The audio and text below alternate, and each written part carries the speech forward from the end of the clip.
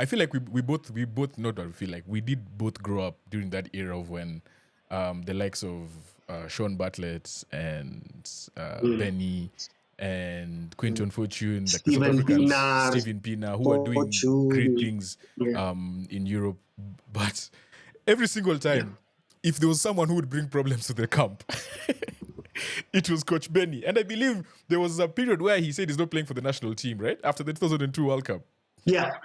So That's why I'm saying that he fights for that thing. Like, it wasn't just for trouble's sake. Like, he was fighting for, I believe it was payments at the time that, hey, can you pay us properly on time and things like that. So that's why I say, even at Amazulu, at Cape Town City, he doesn't mind looking at the leadership and saying, guys, you promised me one thing.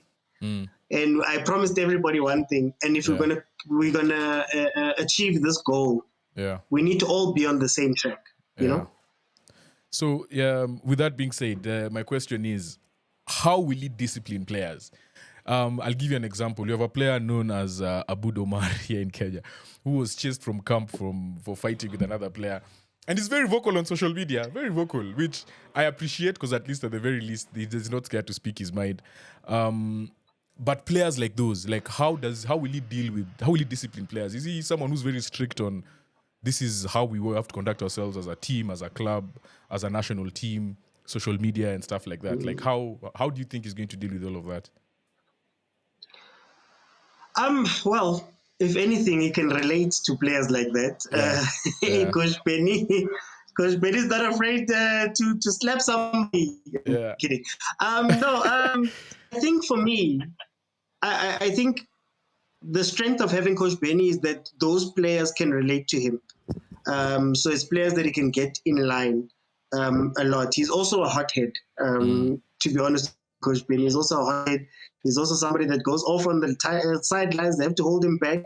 So I think the players that are similar to him are going to understand that. But he also does have a side of him where, you know, you have to keep the club first. The club, now the country, you have to keep the club first. You have to keep to a certain level. He doesn't fight unnecessarily.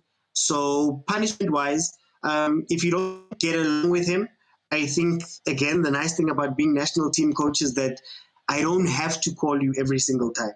And if anything, you might see people be excommunicated. But I wouldn't be surprised if some of those problematic, let's say, players become some of the best players that you have under him, and the most respectful and the most everything, because he understands that side of players very well.